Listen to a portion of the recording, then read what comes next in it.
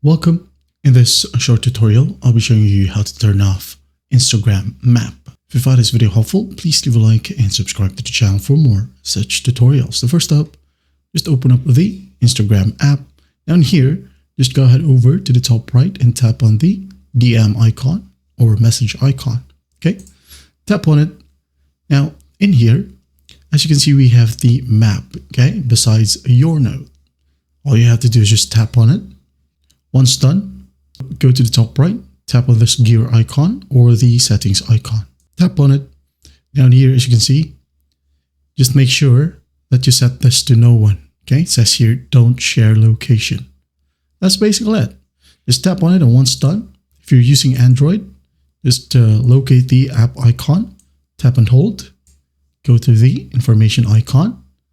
All right, now scroll down or find permissions, tap on it. Now go ahead and find allowed, and here we have location, tap on it. Now hit on don't allow. Okay, after that, close the settings, open up Instagram, and you're good to go. Well, I hope this video helps, and I'll see you in the next one.